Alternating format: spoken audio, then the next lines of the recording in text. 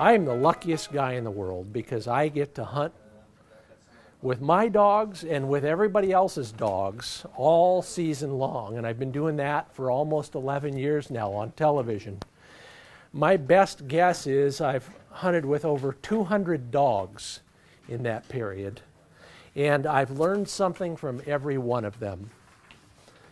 I'm not a dog trainer, but the things that I've learned have helped me over the years become a better hunter, a better shooter, and hopefully a better dog owner. Anybody in here ever had a really bad boss? Really bad. Anyone been a bad boss? You know the type. They're yelling at you all the time. They're never giving you any positive reinforcement. They're berating you. You just can't win. All right. Anybody here had a really good boss? I think I've been one once in a while. They're stroking you whenever you need it. Even their criticism is constructive. Well, that's how I look at dogs. I'm the boss. They're the employee. Who would they rather work for, the first kind or the second kind? That's the basis of my relationship with my dogs. Firm, steady, consistent, and constructive in my criticism, but mainly stroking them when they need it. George Hickox calls them paychecks. I call them carrots. You know, carrots and sticks. Some people might recall the old days when you wanted a mule to move forward, you dangled a carrot in front of them, and they'd just keep going after it. And when they wouldn't do that anymore, you hit them with a stick at the other end. Carrots, to me, can be anything from a food treat. And with young dogs, I use a lot of food. Just check my pockets. They stink like food treats.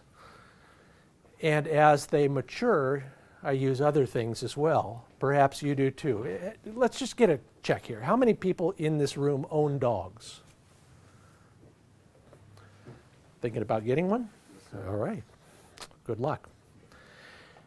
What else do you use to positively reinforce your dog? Just verbal. Verbal? Response. Good boy. He's all business. He won't eat. Yeah. I know. This is the same problem. Luckily, when my dogs won't eat because they're so fired up, they might drink because it'll probably be hot. Anybody else use something besides verbal, food treats? How about physical? Good dog.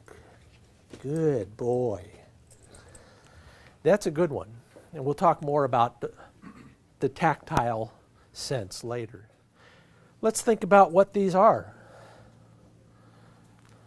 They're bird dogs. What do they live for?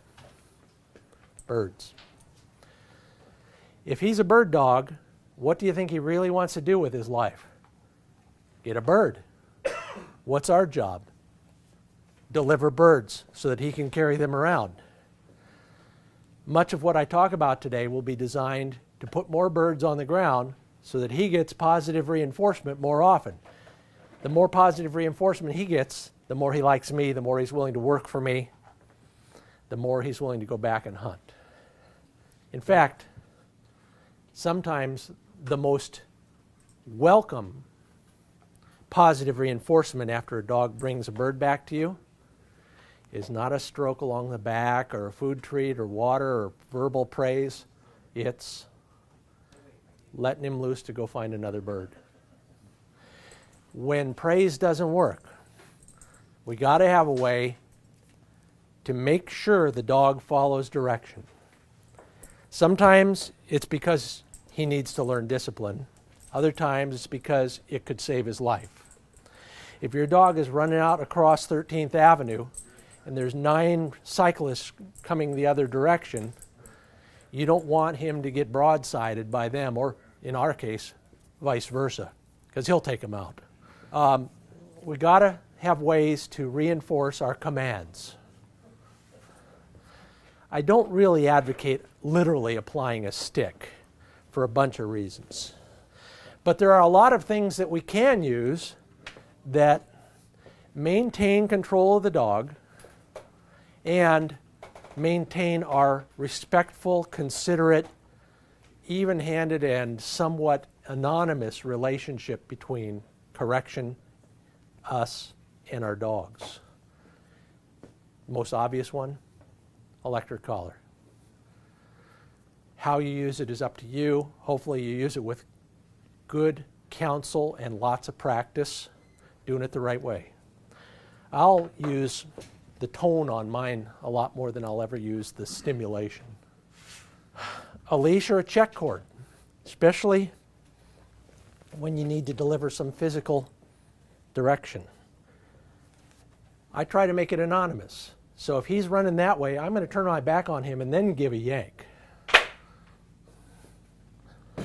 If you need a little bit more, I love my pinch collar. Some people use this version, some people use a choke chain or slip lead. I like this one because it springs back open.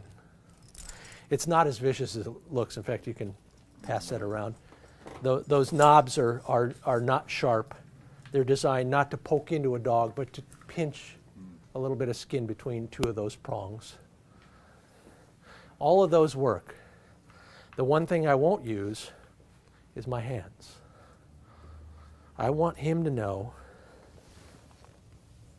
that he'll never have to fear my hands, so that I can do this, and the judges can do this, and he's never going to be hurt by them.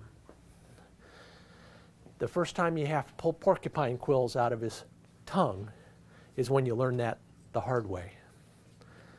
Hands are his friends. Use all that other more anonymous, less personal stuff to do what must be done, and that is to ensure that every command is obeyed.